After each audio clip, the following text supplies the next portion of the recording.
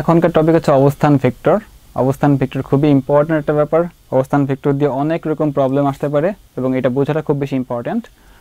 অবস্থান ভেক্টর কী জিনিস এবং কার্টেসীয় স্থানাঙ্ক ব্যবস্থা বা কী জিনিস মনে রাখবা। অবস্থান ভেক্টর হচ্ছে সেই ভেক্টর যেই ভেক্টর দিয়ে কোনো একটা বিন্দুর অবস্থান নির্দেশ করা হয়।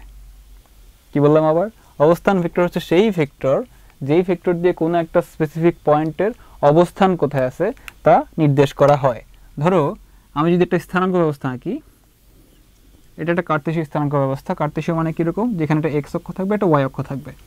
ধরো এই স্থানাঙ্ক বা এই প্লেনের মধ্যে কোনো একটা পয়েন্ট আছে এখানে, ধরো সেই পয়েন্টের নাম হচ্ছে পি। ওকে, এখন পি যে পয়েন্টটা আছে এখানে আমার এই যে স্থানাঙ্ক ব্যবস্থা তার মূল বিন্দু হচ্ছে আমার ও। ঠিক আছে, এই মূল বিন্দুর সাথে যখন কোনো এই পি পয়েন্টের অবস্থান বের করব তাকে কিন্তু অবশ্যই কোনো একটা পয়েন্টের সাপেক্ষে অবস্থান বলতে হবে। আমার যে কোনো প্লেন আমি যখন বলবো যে আমি হচ্ছে মনে করো যে এখন আমার একটা ঢাকা সিটির মধ্যে আমার সেন্ট্রাল পয়েন্ট হচ্ছে মনে করো শাহবাগ। এই শাহবাগ থেকে আমি কত দূরে আছি, যখন একটা র্যান্ডম মানুষ আসবে বা র্যান্ডম কোনো এলিয়ান আসবে তাকে তো বলতে হবে যে ওই পয়েন্টের সাপেক্ষে আমি এখানে আছি, নাহলে কিন্তু সে র্যান্ডমলি কখনোই কোনো স্পেস চিনবে না যে আসলে তার অবস্থানটা কোথায়। আমাদের কিন্তু সব পুরো পৃথিবীরই কিন্তু বিভিন্ন পয়েন্ট ভাগ করা আছে, অক্ষাংশ দ্রাঘিমাংশ দিয়ে বলা হয় যে কোন এখন যে অক্ষাংশ দ্রাঘিমাংশ ক্যালকুলেট করা হয় সবগুলো কিন্তু কোনো না কোনো অবস্থান ভেক্টর বা কোনো না কোনো পয়েন্টের সাপেক্ষে কিন্তু ক্যালকুলেট করা, যে এই পয়েন্টের সাপেক্ষে কত অ্যাঙ্গেলে আছে, এই পয়েন্টের সাপেক্ষে কতটুকু দূরে সে আছে, এভাবে কিন্তু বলা হয়। সো আমরা অবশ্যই যখন বিন্দুর অবস্থান বলবো আমি স্পেসিফিক্যালি আমাকে অবশ্যই কোনো না কোনো পয়েন্টের সাপেক্ষে বলতে হবে। সেই পয়েন্টটাকে বলা হয় মূল বিন্দু এবং কার্তেশীয় স্থানাঙ্ক ব্যবস্থা ধরলাম হচ্ছে এটা আমার ও হচ্ছে মূল বিন্দু। এখন ধরো বললাম যে এই পি পয়েন্টটা হচ্ছে ও থেকে মনে করো যে বললাম যে এক্স অক্ষ বরাবর তোমার 4 একক দূরে আছে, ওয়াই অক্ষ বরাবর ধরো 3 একক দূরে আছে, তাহলে বলা যায় কি এই স্থানাঙ্ক হচ্ছে 4,3 বলা যায়। এখন আমি যে একটা ভেক্টর যদি এখানে রেখে দিই, মূলবিন্দু থেকে পি এর সংযোগ একটা ভেক্টর রেখে দিই, এই ভেক্টরটাকেই বলা হচ্ছে বেসিক্যালি পি এর অবস্থান ভেক্টর। কারণ কি এই ভেক্টরটা নির্দেশ করে আসলে পি এর অবস্থান কোথায় আছে, সে মূলবিন্দু থেকে প্রতিটা অক্ষ বরাবর কতটুকু ডিস্টেন্সে আছে। ওকে, আচ্ছা এখন ধরো মনে করো এটা আমার কার্তেশীয় স্থানাঙ্ক ব্যবস্থা, এটা হচ্ছে ও, দুইটা পয়েন্ট হচ্ছে এখানে এ, একটা হচ্ছে বি। আমি ধরো বললাম যে ওএ ও বি, এটা কি? ওএ ভেক্টরটা হচ্ছে আসলে এ বিন্দুর অবস্থান ভেক্টর, ওবি ভেক্টরটা হচ্ছে বি বিন্দুর অবস্থান ভেক্টর। তুমি যখন দুটো আলাদা বিন্দুর অবস্থান ভেক্টর জানবা তখন কিন্তু আসলে এদের মধ্যকার সংযোগ রেখার ভেক্টর কত তাও তুমি জানবা। কীভাবে জানবা? ধরো বললাম এখানে যে ওএ ভেক্টর যেটা তার অবস্থান ভেক্টর হচ্ছে এ ভেক্টর, হ্যাঁ, বা এইভাবে লিখলাম এ ভেক্টর। একই রকম ওবি এর অবস্থান ভেক্টর যেটা তা হচ্ছে মনে করো বি ভেক্টর। ঠিক আছে, অবস্থান ভেক্টর কি? যে এ এবং বি পয়েন্টের অবস্থান নির্দেশ করতেছে এই ভেক্টরটা, মূল বিন্দুর সঙ্গে সংযোগ যে রেখাটা আছে, সংযোগ যে ভেক্টরটা আছে তা হচ্ছে অবস্থান ভেক্টর। এখন আমাকে যদি বলা হয় এখান থেকে এ বি ভেক্টরটা কত, খুবই সিম্পল, আমি ত্রিভুজ সূত্র জানি। এখানে এ বি যে ও এ বি যে ত্রিভুজটা হয়েছে তুমি খেয়াল করে এখানে কী লেখা যায়, যে ও এ বি যে ত্রিভুজ তার থেকে লেখা যায় না যে O A vector plus A B vector equal to হচ্ছে ও বি ভেক্টর। দেখো O A plus A B equal to O B, মাঝখানে এ কাটা যাবে আর কি।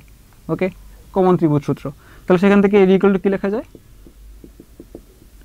Get your best tutor in a smart way. Download Baidu Academy app. O B vector minus O A vector, এবং এটা খুবই important একটা formula. যখনই তোমার দুইটা পয়েন্টের অবস্থান ভেক্টর জানা থাকবে, যে এই পয়েন্টের অবস্থান ভেক্টর হচ্ছে ও এ তোমার জানা আছে, বি পয়েন্টের অবস্থান ভেক্টর হচ্ছে ও বি জানা আছে, তার থেকে এদের সংযোগ যে ভেক্টরটা এ বি ভেক্টর সেটা হবে সিম্পলি কি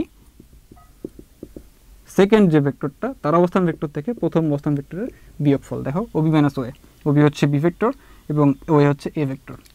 যখন তুমি দুইটা পয়েন্টের অবস্থান ভেক্টর জানো, এদের সংযোগ সরলরেখার বা সংযোগ যে ভেক্টরটা সেটা হবে হচ্ছে সেকেন্ড যে পয়েন্ট, সেকেন্ড যে বিন্দু, হ্যাঁ, সেই বিন্দুর অবস্থান ভেক্টর থেকে প্রথম বিন্দুর অবস্থান ভেক্টরের বিয়োগফল।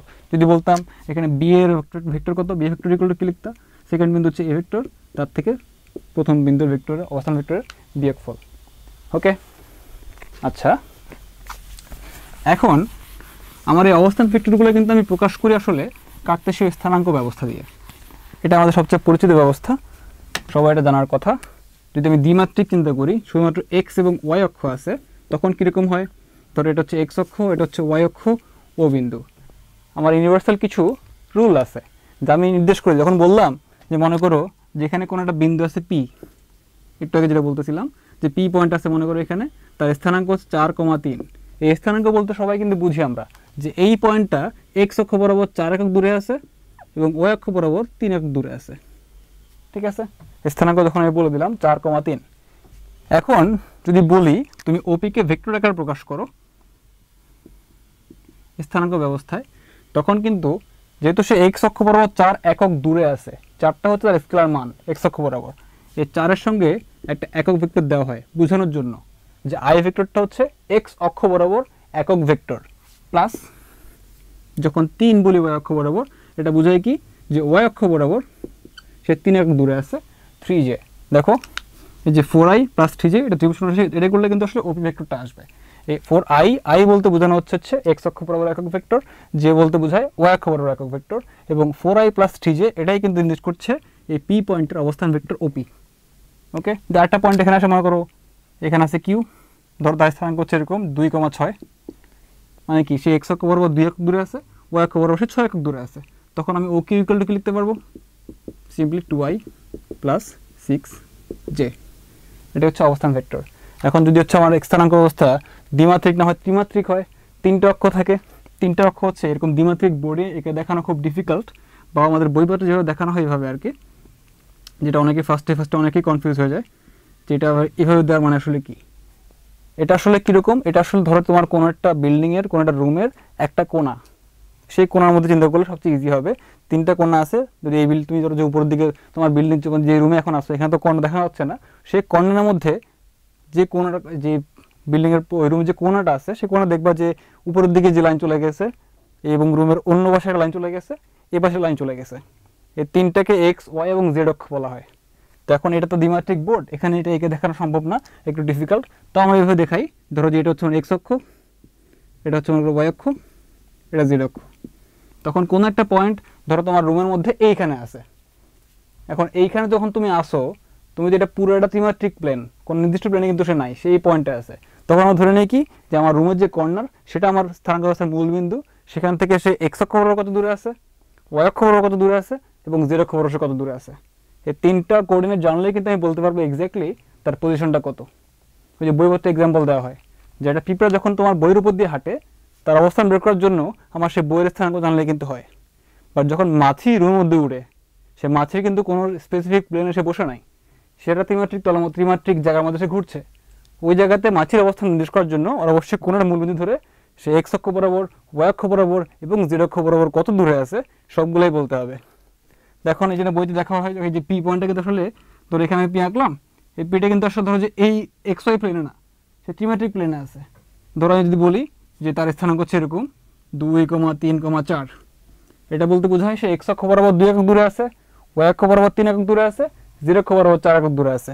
এবং তাকে এইভাবে লেখা যাবে যদি মূলবিন্দু ও হয়, অভিভেক্টর ইকুয়াল হচ্ছে এরকম হবে 2i plus 3j plus 4k. Solve your academic problems in a smart way for free. Download Baidu Academy app.